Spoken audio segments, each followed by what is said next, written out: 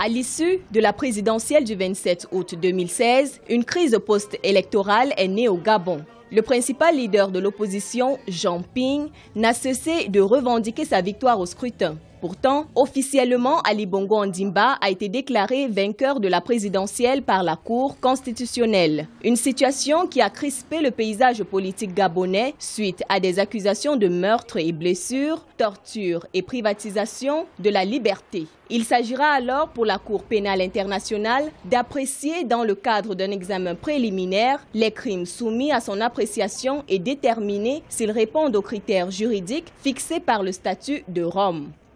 Si on considère les critères permettant d'envoyer une affaire devant la CPI, on peut penser que le dossier du Gabon est bien léger à l'heure actuelle, étant donné l'ampleur réelle des troubles qui se sont déroulés dans ce pays. Et ensuite, généralement, la CPI s'intéresse aux crimes de guerre, aux grands massacres, en tout cas aux débordements qui ont causé un grand nombre de victimes humaines.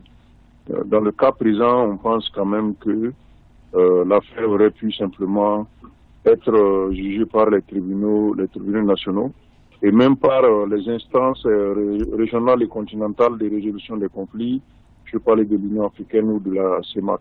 Pour l'heure, la Cour pénale internationale se limitera à une étude des dossiers reçus par les deux camps. Au terme de cette étude, bien que sa durée ne soit pas déterminée, le procureur de la Cour pénale internationale, Fatou Bensouda, devra décider de l'ouverture ou non d'une enquête. L'impact que cela pourrait avoir sur la CPI elle-même et ses relations avec les pays africains, c'est qu'on est en train de conforter l'image d'une instance politique dirigée contre l'Afrique. À savoir que la plupart du temps, ce sont les dirigeants africains qui sont épinglés par la CPI, parfois sur des dossiers pas très confirmés. Dans cette affaire qui oppose le gouvernement gabonais et l'opposition représentée par Jean Ping, la Cour pénale internationale pourrait rétablir une sérénité politique si l'étude des 17 communications aboutisse à une enquête.